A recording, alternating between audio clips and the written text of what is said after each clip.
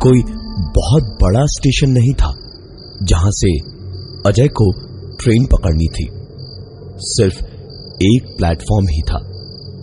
लेकिन ठंड के इस रात में ट्रेन इतनी लेट थी कि अजय प्लेटफॉर्म पर ही चादर ओढ़े ठंड में बेंच पर लेटा हुआ था।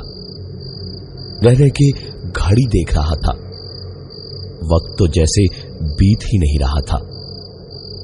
अभी उस बेंच पे उसे लेटे हुए कुछ 2 घंटे ही हुए थे, लेकिन लग रहा था जैसे पता नहीं कितनी देर से बैठा है वहां।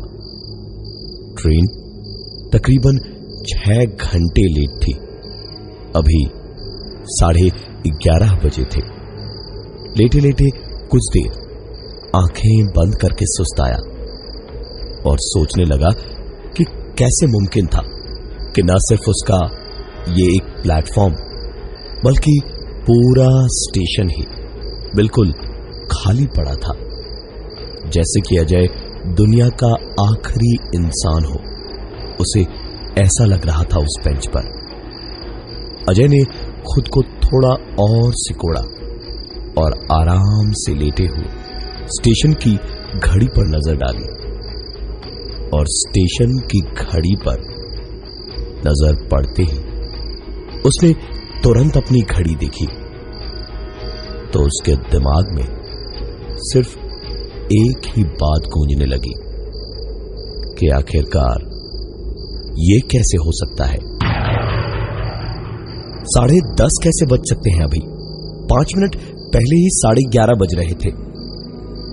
अजय ने चादर समेट ली, उसे बैग में डाला और इधर उधर देखता रहा और उठ के थोड़ा आगे देखने निकला। बैग कंधे पर डालकर धीमे धीमे अजय ने एक कोने से दूसरे कोने की ओर प्लेटफॉर्म पर चलना शुरू किया। प्लेटफॉर्म जैसी खुली जगह खाली हो तो कदमों की आवाज गूंज भी सकती है। ये चलते चलते हर एक कदम के साथ अजय को समझ आ रहा था। अजय प्लेटफॉर्म के आखिरी कोने तक गया, लेकिन उसे कोई दिखाई या वहां सुनाई नहीं दिया। अजय वापस अपनी सीट तक जाने को पलटा तो उसकी आंखें खुद पे यकीन खो चुकी थी। दिल की धड़कन किसी नगाड़े जितनी तेज शोर कर रही थी और उसके हाथ पैर सुन पड़ गए थे, क्योंकि इतनी देर से खाली पड़ा वो प्लेटफॉर्म अब लोगों से खचाखच भरा हुआ था। वहां शोर था, लोग थे और अजय खुद था उसी बेंच के पास खड़ा हुआ, एक व्हीलर से कुछ मैगजीन खरीदता हुआ। अजय को समझ नहीं आ रहा था कि यकीन करे तो किस पे।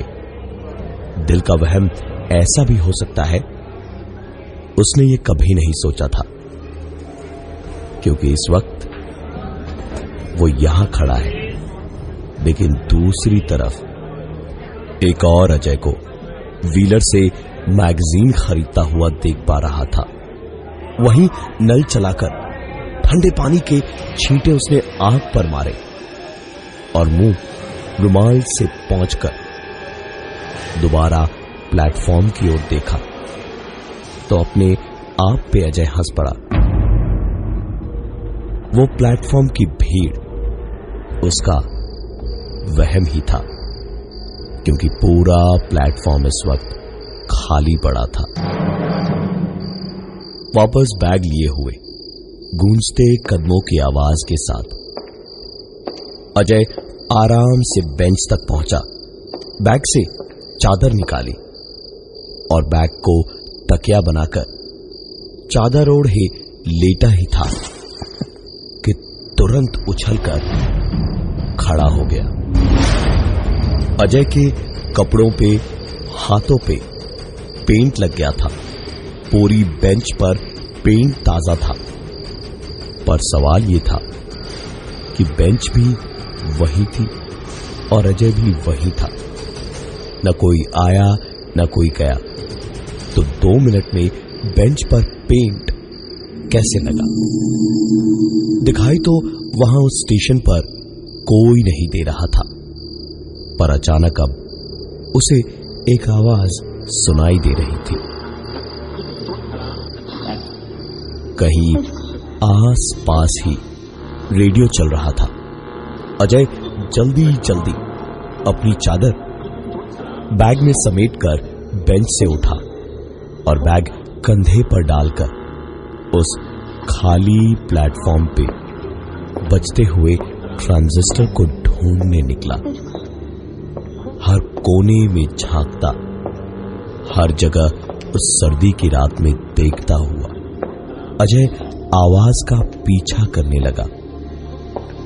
लेकिन जब कोई इंसान था ही नहीं प्लेटफॉर्म पे, तो ट्रांजिस्टर आया कहां से? और अगर आया तो चला कैसे?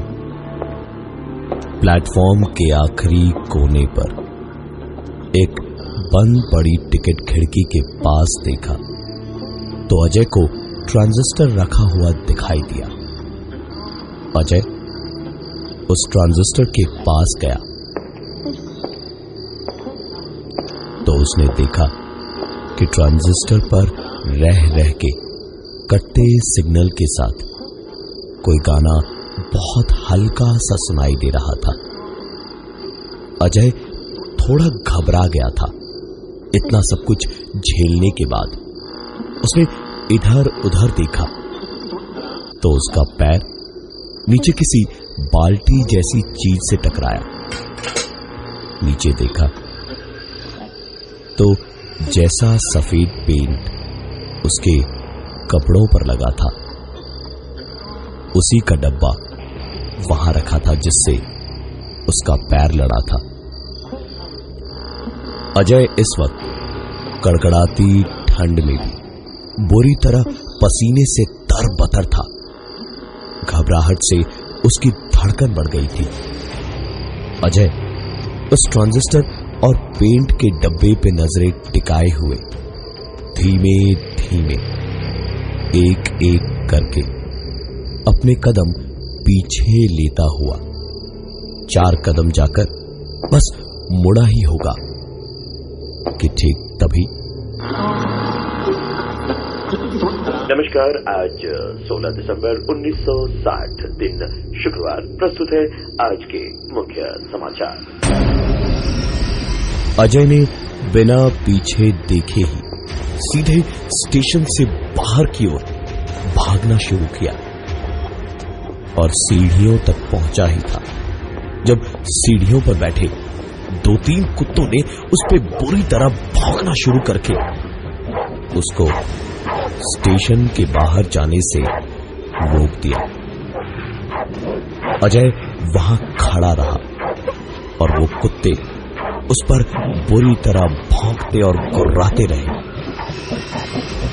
अजय चाह कर भी उन्हें हटा या भगा नहीं पाया और घबराते हुए वापस अंदर स्टेशन में आ गया और पटरी के उस पार खाली प्लेटफॉर्म पे जिस बेंच पर वो लेटा था उस पर नजर पड़ी तो देखा एक आदमी बड़ा सा लेकिन जगह जगह से फटा हुआ एक कोट पहने उस बेंच को पेंट कर रहा था।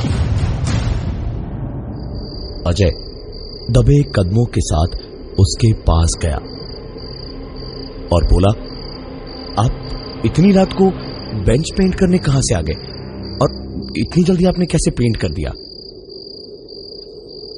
वो आदमी जमीन पे बैठा उस बेंच को पेंट कर रहा था। उसका पेंट करता हुआ हाथ रुका। घुटनों पर हाथ रखे हुए किसी उम्र दराज आदमी की तरह वो उठा और अजय की ओर धीरे धीरे पलटा तो उसकी शक्ल देखकर अजय को चक्कर सा आ गया, क्योंकि वो इंसान कोई और नहीं बल्कि अजय की शक्ल जैसा ही कोई इंसान था। अजय लड़खड़ा गया और वो 2 कदम पीछे हटके किसी से टकराया।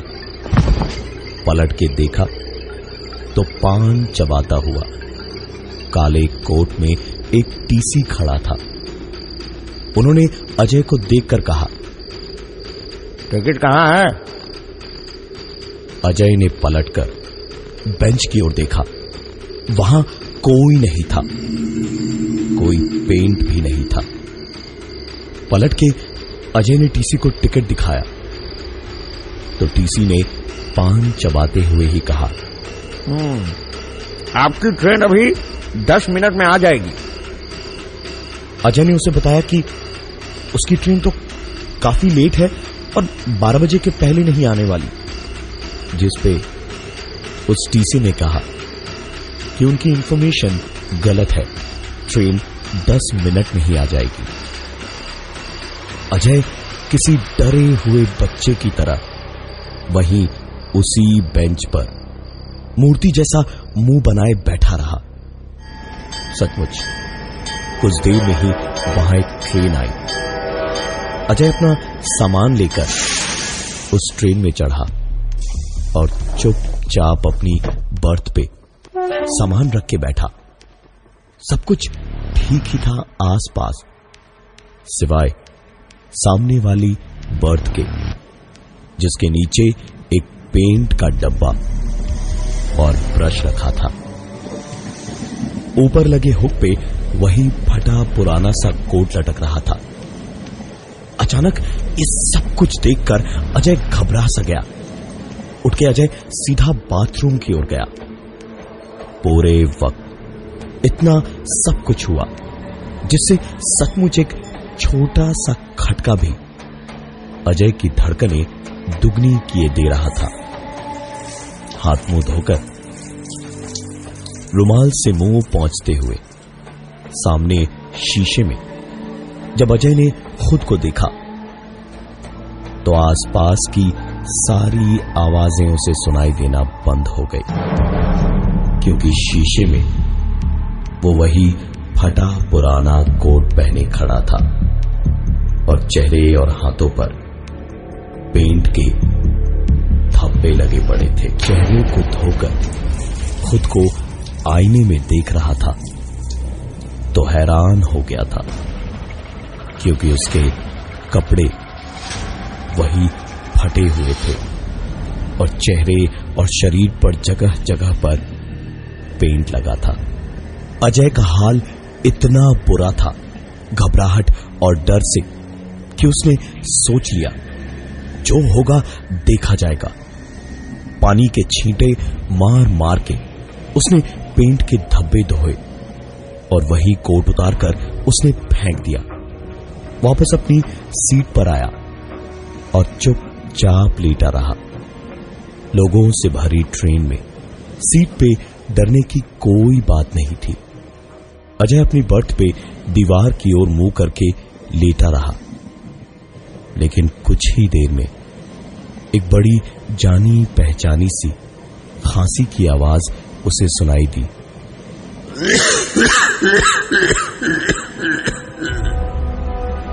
अजय एक झटके से अपनी बर्थ से उठा, नीचे देखा तो नीचे की बर्थ पर एक आदमी कोने में बैठा था। शायद वेटिंग में टिकट था जो कंफर्म नहीं हुआ, तो किसी तरह वहां पर बैठा ही था बस। तभी किसी स्टेशन पर से ट्रेन तेजी से निकली तो खिड़कियों से रह रहकर रोशनी आती रही और उसी रोशनी में उस आदमी का चेहरा साफ साफ दिखा। वो कोई और नहीं, अजय के पिताजी थे।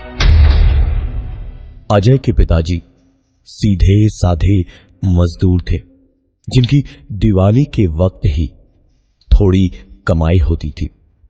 बिना एक भी छुट्टी लिए रोज दिन रात काम कर करके पाई पाई जोड़कर उन्होंने जिंदगी भर की मेहनत से अजय को शहर में पढ़ा लिखा कर इस लायक बनाया था कि वो एक अच्छी जिंदगी बिता रहा था। हुआ वही था जो अक्सर दुनिया में इज्जतदार और बड़े लोगों के साथ होता है, अपनी जड़ें भूलने की। अजय को भी बहुत दिक्कत होती थी अपने और अपनी बीवी के दोस्तों के सामने पिताजी के आने पर। मां तो उसकी थी ही नहीं। पिताजी एक तो पढ़े लिखे नहीं थे, ऊपर से उनका लोगों के घरों को रंग करके अपनी रोटी कमाना। बहुत शर्मिंदा महसूस करता था अजय सबके सामने। हमेशा उसकी बीवी से खिटपिट लगी रहती। एक दिन अजय सारी परेशानियों से तंग आकर अपने पिताजी को वृद्धाश्रम में भर्ती करवा आया। अब अजय का घर सुखी था, उसके पास सब कुछ था, बीवी, ढेर सारे दोस्त, पैसा और एक मकान। एक दिन वृद्धाश्रम से खबर आई कि पिताजी की हालत काफी खराब है, लेकिन अजय काम में इतना उलझा था कि वक्त नहीं निकाल पाया। उसकी बीवी कुछ दोस्तों के साथ घूमने गई थी। अगली सुबह खबर मिली कि पिताजी चल बसे। अजय अपने पिताजी को अपने सामने उस बर्थ पर देखकर बस एक मूर्ति की तरह वहीं बैठा ही रह गया। बोलना तो दूर की बात, पलक झपकना भी भूल गया था।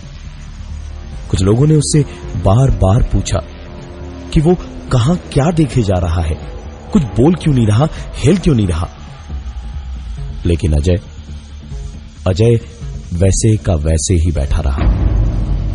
आज भी उस स्टेशन पर एक अजय नाम का पागल आदमी, जो कभी किसी से बोलता नहीं, सर उठाकर देखता नहीं, बस एक खाली पेंट का डब्बा और सूखा सा ब्रश लिए दिखाई देता है।